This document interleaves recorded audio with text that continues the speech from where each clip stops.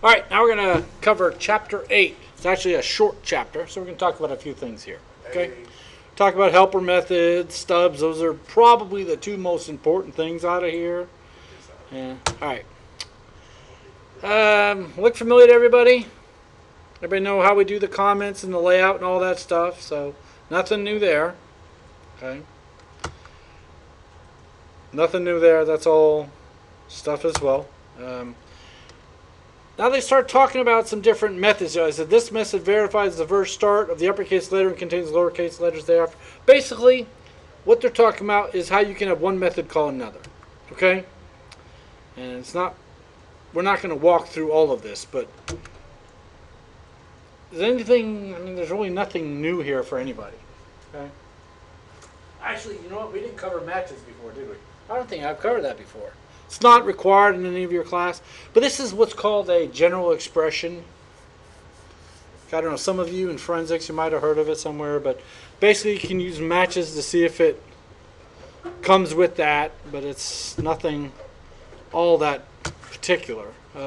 There's the matches again there. Again, it's not required for your programs. Just know that it is. See, we're only covering a small portion of Java. I hope you all realize that. Java's huge. We're covering just a very small portion. It's kind of like, you know, Spanish 1. You learn enough Spanish to order you a cheeseburger and a beer, but beyond that, you're really lost. That's what we're doing in Java. We're covering just enough to get some stuff done, just not a lot. Okay? All right. Now let's talk about helper methods. Helper methods are very helpful, hence the name. Okay? So as with all examples discussed, we normally use the public access modifier. Remember the whole public and private thing? We talked about that.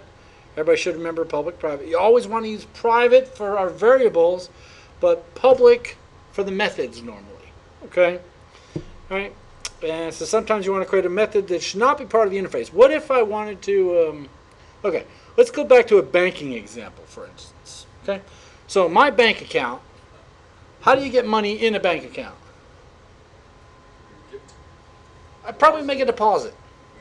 And how do I get money out? I could probably write a check or use my charge card. Withdraw. Okay, so withdraw. So those would be the public components of my account. How can the outside world or me interface with my account? But I'm assuming there's stuff behind the line, behind the scenes that happens with your account as well. Like if I wrote them a check, obviously, you know, if I'm depositing a check, obviously that check also has to go clear through other banks.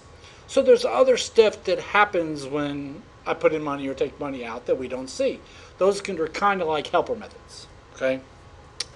So sometimes you want to create a method that's not really part of the interface. In other words, people can't access it or use it, but it could still do something. Okay. Instead, it just supports the operation. It's like my car. I turn my car on and drive it, but there's a lot of other stuff that goes on behind the scenes. Okay. Like now that it's getting warm out, my charge distance is getting a lot higher because what happens is when my car gets cold or it's cold outside, it has to heat my batteries up to keep for optimum efficiency. But now that it's warm outside, it doesn't have to heat up the battery, so I can go a lot farther. Yet I don't ever do that; it automatically happens.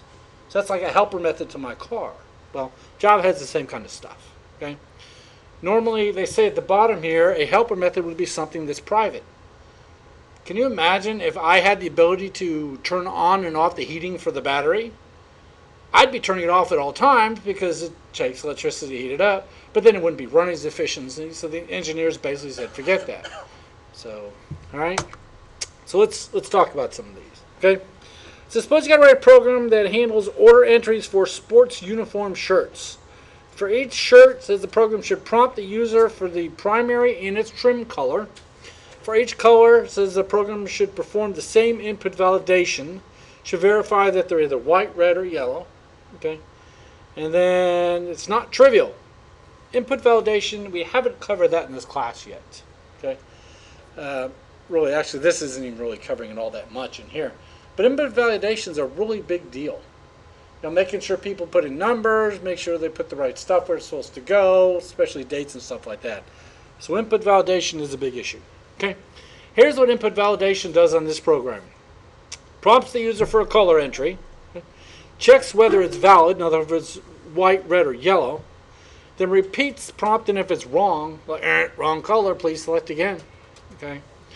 Or it says converting the single character into the word. Okay. It says rather than having the complete input validation code appear everywhere, you just put in a method and call it. We're going to see it here in a second. Okay. So it only appears once. All right. Here's our shirt program now. Okay. We got our variables at the top. They're private. Means no one can just change those. Okay. They can only be changed from inside this class. All right, then we have the default constructor for shirt. It's called shirt, obviously, since it's a constructor. We're going to get some input. We're going to get the name. Now we're going to get input for that. We're going to select. We have two other variables, the primary and the trim color. But you know that with each color, we're actually calling a method. So we're calling this. Where'd my mouse go? We're calling this select color method, but we're passing it primary and trim. Let's see if this mouse works better here. Okay. So we're passing it primary, then we're going to call it again, passing it trim. So this method knows what to do. And then we have a display method. Okay. Now let's look and see what select color does. Okay. Here's select color. Okay. Now I notice select color is private rather than public. We want people to be able to set the color over here through the constructor, but we don't want them just randomly setting the color. So that's why it's private. It has to be called from inside the class. Now, with select color, it prompts us. It says, basically comes up and gets input for the color. It stores a variable called color. It's a string. Then it said, enter the shirt's color type. Now, what's color type? Where's color type come from? Anybody? Well, remember over here we passed it primary and trim. Everybody see primary and trim in the middle? Right. Here we have primary and trim. That's the color type. And it's received right here under color type. So we receive color type. So then it says enter shirts primary or enter shirts trim. So color type has the string in it. So it says enter shirts primary color, WRY, or enter shirts trim color. So that's replaced. Then we get input for it. We have next line. Going to get input for it. Now here's kind of where we're doing our input validation. While, let's see if we can understand this one. While not color equals W. So what does that mean? Okay, so if I enter anything other than a W, it's going to say it's wrong. Okay. Right. What if okay, let's pretend I entered A. Okay? So I'm going to enter an A. Okay? So while color dot, forget the not first of all. We're going to leave the not off for the moment. So while color dot equals W, I entered A. So while A equals W, does it? No. No. Okay? But we have a not. So what does the not do to it? Reverses it. Yeah. So since if I entered an A, it's going to return false. But it says not that. So really the not false becomes true. So if I entered an A, the first one becomes true. We have an and. The second one, it's not an R, so if I leave off this not sign, while A is not equal to R, well, it's not.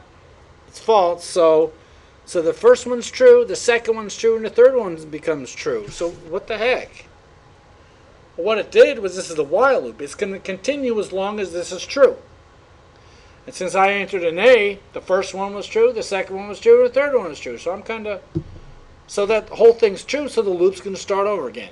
So it's going to go right back up to the top, right up here, and it's going to say enter shirt's color. So it won't switch? No. It's going to just keep going? It's going to, because what happens is that A didn't match any of this criteria, so this while loop's going to send me right back up to here again. And it's going to say enter shirt's color. Did you guys ever do that where you order something online and you think you put everything in correctly and you hit enter? And it doesn't take it, and you got to do it again and again, and as soon as you realize you're reading something wrong? I hate that, like websites. You're going to put in like an address, city, state, and zip. Sometimes it'll be like address, zip, and then city, state. It's like, it drives me crazy because I'm used to my address tab, city tab, state tab, zip. But if they put them out of order and if I'm not paying attention, it always gets me. The only thing it should do is give you a different message if you Right. do hit the condition. Right. It would have been better saying invalid color, please enter. Right. Mike's got a very good point there. With this problem, you're like, I just did that. Because if it gives you the same message, then you're saying, like you said, I don't realize I screwed I up. just did that. I don't know what the error is. I know, exactly. And I think Subway's the website did. If you ever try to put money on your Subway card, their little point in there where you put your credit card information is out of order, and it drives me crazy. I always do it wrong. So I have to relate everything to food in one way or another. That's what I was thinking. That's what I was thinking. Ribs is tomorrow. It's not today. The special at Del Rancho is. That was Saturday. They had a Groupon for Chuck House every day. They had a Groupon, so it was half price. Can't beat that. All right, so do you understand what this loop's can do? So select color is a private. In other words, it's a helper method. It's something we can call over and over and over. And what's it going to do? Well, once I get it done correctly, so say I enter the correct color. Say I enter W this time. So if I enter W, this becomes false.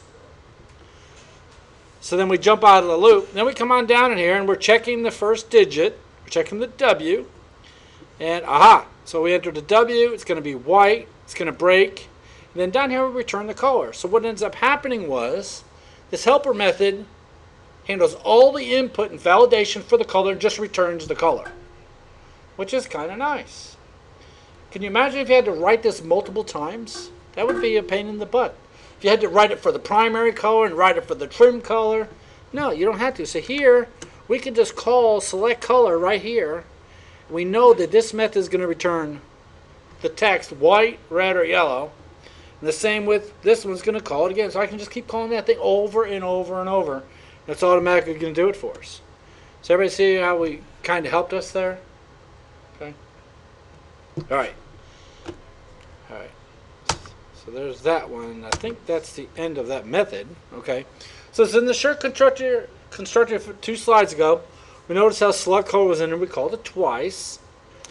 If you're in a constructor or an instance method for that matter, you can call another method that's in the same class without using the dot. Let's go back and look at that. You see the blue arrow there on the screen? There's no dot in front of it. We don't have to say shirt dot select color because it's a method inside the same class. It's kind of like, I call my kids. Do I really need his whole name? I say, hey, Nick. That's his first name. I don't need to say Nicholas Dewey because, he's part of my family. Well, if you're calling a method that's part of the same class, you don't need to specify the whole thing. You can say select color. You don't have to say shirt dot select color or whatever. Okay? All right. So if you're a constructor, you don't have to use the dot. Benefits of using them. This is by moving some of the details from big public methods into helper methods. You enable the public method to be more streamlined. So just look at that again. Look how short the constructor is there. Very short and sweet. Now what if I all of a sudden wanted to get pants color? I could very easily, this dot pant color equals select color. I could very easily keep using it over and over again. Okay? So that method's pretty short and sweet. Okay? All right, be more streamlined leads to improved reliability. Actually, they don't say it's readability and also reliability because you get a method that's done correctly. I was grading a program this morning from a guy, and the STDIN we use with the scanner class? Once he typed it wrong once. It was STDIN, then it was SDTIN. In other words, he swapped the letters around. So, the fact that he had to type it twice, he messed up one. So if you can make things shorter, the better. So this can also reduce code redundancy. If we had to have that select color in there multiple times, what happens when I usually write software? I'll write the method one time. Then if it turns out I need it again, then I go ahead and say, okay, it's time to make this a separate method. I wrote a DES encryption program for my class. And I made it so it does part of the assignment that the students have to do, but I wrote a program to grade it. It makes it easier on me. But when I did it, I noticed the students were doing it wrong in one place. So I encrypted it backwards, basically, is what I ended up doing. But I went ahead and wrote, instead of writing the method again, I just made it a separate method and then called it, telling it to go in reverse. So it's pretty nice. Gets rid of redundancy. Okay. Now, encapsulation. It says the program exhibits encapsulation if the data is hidden. The data is difficult to access from the outside world. Okay. back to the shirt program here. How hard would it be to manipulate primary and trim up at the top? They're private. Without going through these methods, we wouldn't be able to do it because they're locked basically. The access modifier says you cannot edit, name, primary, or trim. They have to be done through the constructor or whatever method's in there. So that's part of encapsulation. Okay? Makes it difficult to access from the outside world. Again, with the bank account deal, I mean, it'd be awesome if I could just randomly change my bank account amount, but you would hope not. You would hope the bank has it set up so I have to either deposit money or take out money to adjust the balance. Okay. Why is it a good thing? It's that since the outside world isn't able to directly access the data, it's more difficult for the outside world to mess things up. People can't screw with it. Can you just imagine on my car? I was actually watching a show today here on the Travel Channel. It was about extreme rides or something. This guy made a, I don't know, kind of looked like a Corvette, but it was a car that would convert to a boat, and it was a jet and everything. But they showed the dashboard for that thing. It had like 20 switches. I could just see me, doing the wrong switch, and I didn't lock the door or didn't do something, and all of a sudden it starts leaking, and that's tough. But it was like, yeah, all you got to do to go from land to water is drive into the water and flick this, and then flick this, this, and this. But that's a lot of flicking. I'd rather have just one, like Car, water, boat. car, boat. There you go. I'd rather have just a car, boat switch. Because he's like, yeah, if you don't do this switch, it doesn't plane correctly because the tire. I'm like, why ain't it all hooked into one? So, but encapsulation, you'd want it so it's easy. Okay? All right. All right, how is it implemented? It says break a big problem into separate classes where each class holds a set of encapsulated data. In other words, they're separated from the others.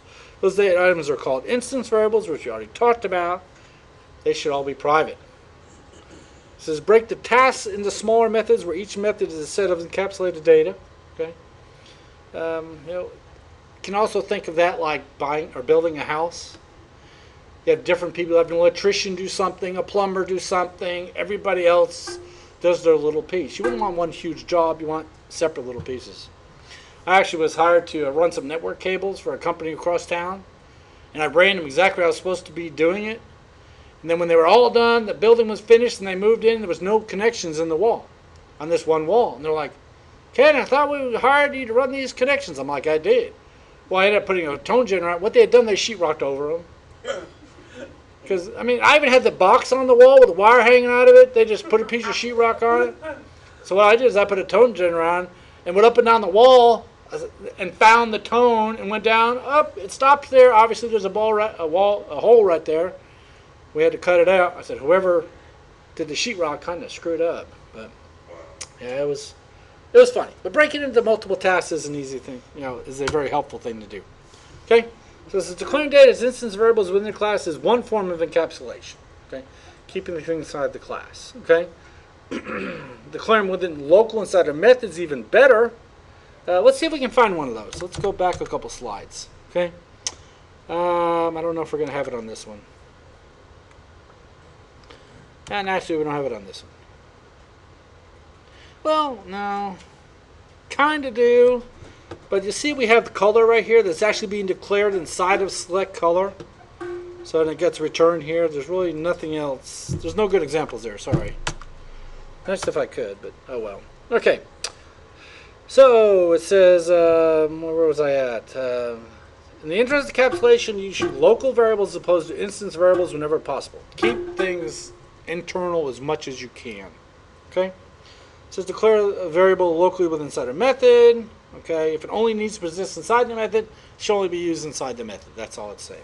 Okay? It says declare it as an instance variable if it needs to be used amongst multiple methods, but anywhere inside the class. So if a variable stores a fundamental attribute of the object, in other words, you need to use it in more places. In other words, the persistence is the duration of the class, not just the method. Then you make an instance variable. Okay, let's go back over here for a second. So someone tell me what is an instance variable on this page? Anybody? There's three of them. Instant? Name, primary, and trim. Yeah, name, primary, and trim. Those are variables that are instance variables that are declared outside the methods but inside the class. And their scope is the entire class.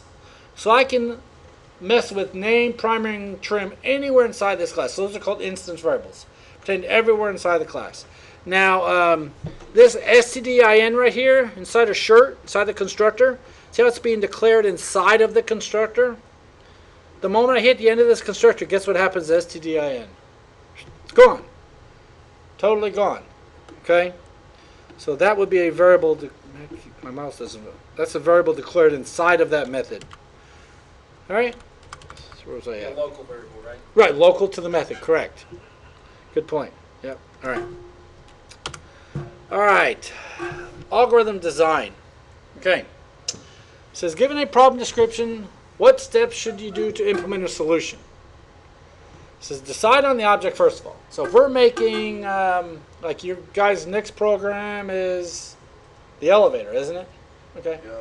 So obviously we need an elevator class and something to control the elevator. Okay. My other class, they're doing a cat and mouse program, but not the one you did, a different one. Okay. So decide on what classes or objects are needed. Decide on what instance variables. So if we're working with an elevator program, what do you think some of the instance variables might be? Call floor or Okay. Or could be, how about the current floor? It's always a good idea to know what floor you're on. well, I guess yeah, the current floor. That Okay, the current floor. Bit or two, yeah. Right. And maybe, you know, which way you're going. Are you going up or down, Down. possibly? I mean, there's a bunch of different things you could use. So there was a lot involved in there, okay? Buttons. What? The buttons. Yeah, the buttons. You know, there's a website, it's called Life Hack. They tell you, you know, basically shortcuts to do a lot of things. And they say there's a shortcut for elevators, which I tried on a cruise ship recently, and it didn't work. I was all depressed. What's the shortcut? The shortcut is if you push the floor you want to go to and the closed door button at the same time, it bypasses all floors and goes straight to yours. And it don't work. It only works on certain types of elevators. It didn't work on the one on the cruise ship. I was like, darn it. Can you imagine me getting on like floor 2 and hitting like floor 12 and it's supposed to stop and it goes straight up to 12? The people at 7 to 8 will be mad. Oh, that'd be funny. But, you know, it was kind of funny because we were on deck 11 was our floor. We had to get off on deck 1. So, and there was some kids with us. And the kids are lazy. They don't want to take the stairs. But I love taking stairs. So I would take the stairs every day. So Bethany, the girl's like, no, I want to take the elevator. I'm like, I'm going to beat you. She goes, no, you won't. So I started at 11. I ran down each floor and ran over, pushed the button on the elevator, ran to the next floor, hit the button. So I basically would run down, hit every button on the elevator as I went by. And she got to do, the damn elevator stopped at every floor. So I don't know why. Oh, that was cool. I passed this up, Lily was laughing. She's like, you did what? I told her. She's like, that is the best thing in the world. Wow, that's cool. Yeah, so I beat her down. It was funny. But Oh, man. so I love doing stairs. 10 flights, I don't care. I'll walk up and down flights all day long. But it was fun. All right. I have no clue how we got on that, but that's okay. The elevator Yeah. program. Oh, that's right. Okay. All right. So, see which classes, figure out which instance variables you need. Then for each method, it says implement it using top-down design. Well, what the heck is that? Well, let's see. It says in top-down, it says in writing a public method, a top method, it's fairly involved and can be broken into subtasks. And let's break it into smaller pieces if you can. Okay. Then finish writing your public method before starting to write the other methods. Okay, I think they give us an example of it. They do here somewhere. Okay. Okay, there it is over there. Okay. So why is this whole top-down design stuff beneficial? It says the programmers don't have to initially worry about all the details of the implementation. Okay. So that way the programmers can focus on the big picture and then worry about the little teeny pieces later. So when they were building the building we're standing in right now, you really think they came in and immediately, the moment they had the floor and they started laying carpet in here? No. They worked on the overall framing of the building. Then they went into the wall, or they probably did the electrical, stuff like that. So work on the little pieces of it. You don't have to worry about the big picture. Okay? Okay. It's also called stepwise refinement because you can actually redo certain steps or go back to a step or make a step better so you don't have to, I don't know, it just makes it easier. Okay. All right, here's an example. All right, so we have a method on the left. It's public, so in other words, anybody can access it. It's called calculate building costs. Okay. All right, so if I'm going to calculate the building costs, I'm going to do some stuff. Then I want to calculate the cost of a bathroom, then calculate the cost of another room. Now, has anyone got more than one bathroom in their house? I'm assuming most of us do. Some of us do. Okay. Now, obviously, we have multiple bathrooms.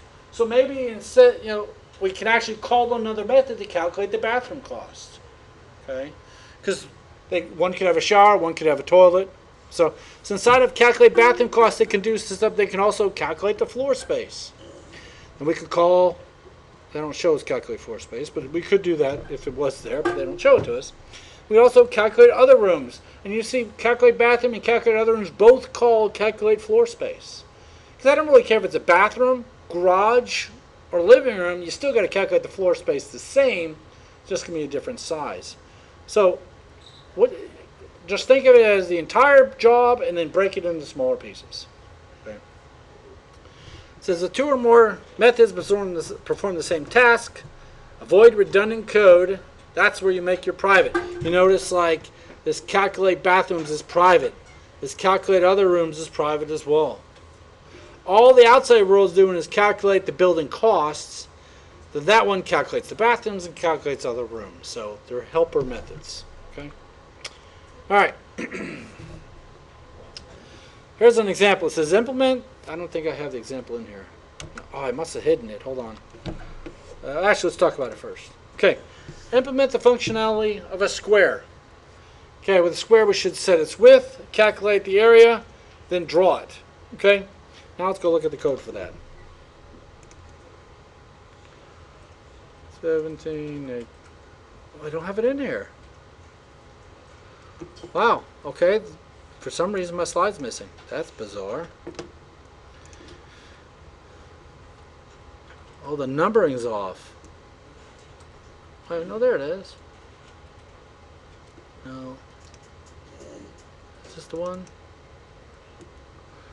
No, darn it. Which one are we on? We're on... 17. That's weird. It is. It's skipping it. All right. Okay. Well, we can live without it. So, all right. What? 18 is missing. Yeah, 18 is missing. I don't know what the heck happened to it, but oh well, it's fine. But you can see what he's talking about there. If you're going to calculate a square, obviously get the size of it, set the width, calculate and return its area, and then draw the asterisk for the square itself. And yeah, they don't actually show all of it, but well, just pretend. It says, after writing your entire program on pencil or paper, enter the program to PC using stubs. One thing to think about here is our program so far have been pretty basic. Maybe the fraction program is getting a little advanced. But do you sit down and just write all the code, or do you actually think about and design a little bit first? For you guys, you really don't have much thinking and designing to do, since I kind of tell you exactly what to do. But in the real world, you really should think about it. I wrote a database program years ago that way before D2L and WebCT and all that stuff, I wrote a program for students to take quizzes, check their grades and everything online automatically. But I didn't design it very well, so guess what I ended up doing? Redoing it. I rewrote the entire darn thing a second time. Then obviously you'd think I'd learned my lesson at that point. On the third time through, I actually learned my lesson and thought about it and made some changes to actually make it better. Because that's really the best way to do it. All right. So it says, after writing the entire program, pencil, paper, enter the program to PC using stubs. Some of you, I know yours did. A couple of you might have. When you work with a fraction program, did you write all the methods in the fraction program and all the contents of the methods right from the start, or did you just write the method with nothing in it initially? I know you wrote some with nothing in it initially. Maybe at the end too. But point is, with that fraction class or fraction program, you could have written the print, and the print is double, and the add, and the multiply. All those, they were blank. Just so you can get the program to compile. Then you can go back and add them one at a time. Okay? It's kind of what we're talking about here. Benefits of stubs is the program is initially entered with stubs, and the program can go back. Well, they can get an initial successful completion. In other words, I actually had a student message me. He says, "I just love it when I actually compile and it says completed successfully." Does anyone like that feeling? Yeah, it's nice. I hate it when stuff doesn't work. So people are like, yes, I'm so pleased it actually compiled correctly this time. So, and debugging is easier because you're working on the little pieces now. You're not working on the entire program, you're just working on individual pieces. Okay. It says ideally after each method is replaced, it's thoughtfully or thoroughly debugged. And that's tough. You know, when I worked in the software development flight for the Air Force there for a while, I wasn't in the testing area.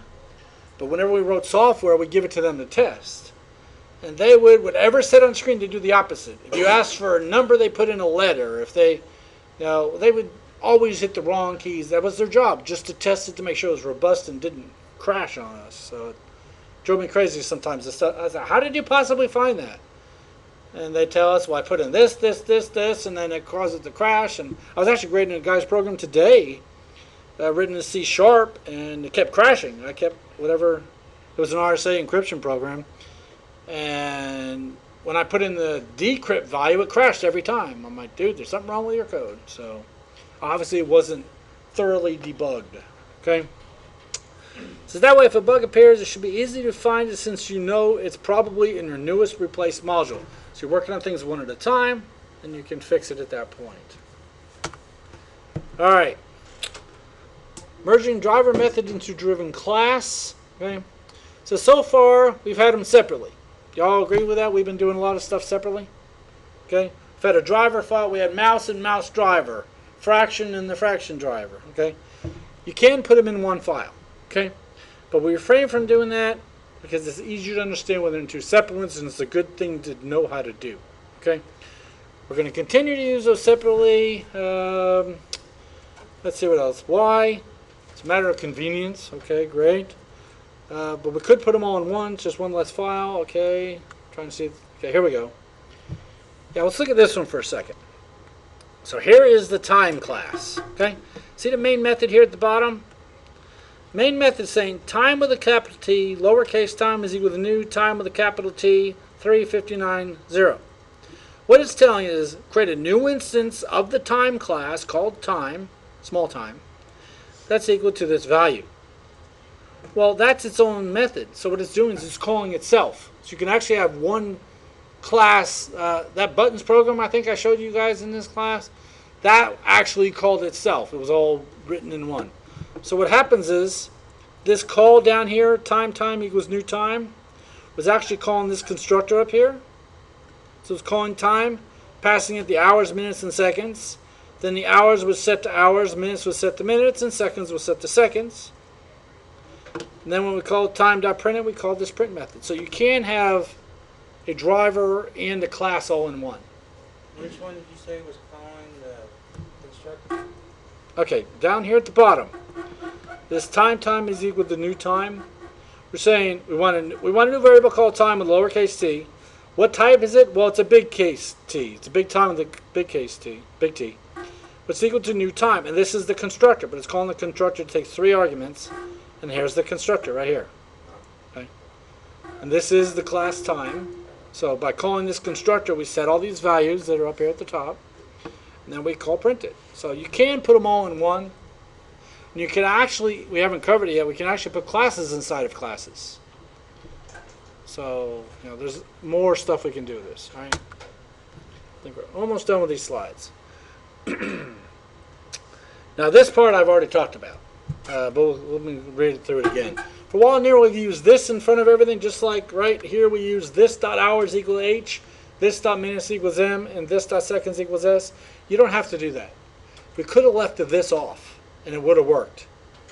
The only time you need this is when the names would conflict. Okay? So it says, for while now we use this to access instance variables from the method. Here's a formal explanation of when to use it. Okay. Use this with an instance method or constructor to access a call and object instance variables. So the reference designates instance variables from the other variables, in other words, the local variables. So if you use this dot, it means reference the variables at the top, like right there. Means use the ones at the very top. Private int hours, minutes, and seconds. All right. So if there's a parameter or a local variable with the same name, you must use this in front of the name. But if there is none, you don't need to worry about it. However, if there's no name ambiguity, there's no name, then you may omit this prefix. Okay. Just like this one here, we could actually take this off of this dot hours, this dot minutes, this dot seconds. We could remove this dot and it would work perfectly. But if you get a habit of putting it there, you'll never have an issue. Okay? All right. And here's one without it. Okay? So we have mouse shortcut. Okay, and down here we have set age. Set age right here. We could put this dot here, but we don't need to because age and A are two different variables. There's no ambiguity there. The names are different. So you could actually do it either way, with or without the this. Okay with that? Everybody kind of got that? All right. All right. Man, I thought there was only like 20. Hold on. How many slides are in these? That's crazy. There's only 22. Yeah, we're on 24. That's because some of the numbers are wrong. Okay. All right. So accessing without this. Okay. Now look under set weight. It says not okay to omit this before because weight, the name's the same. Since we received the weight as an argument, and there's also an instance variable called weight there at the top, we have to have this there. What would happen if we just had weight equals weight up there at the top? Anybody?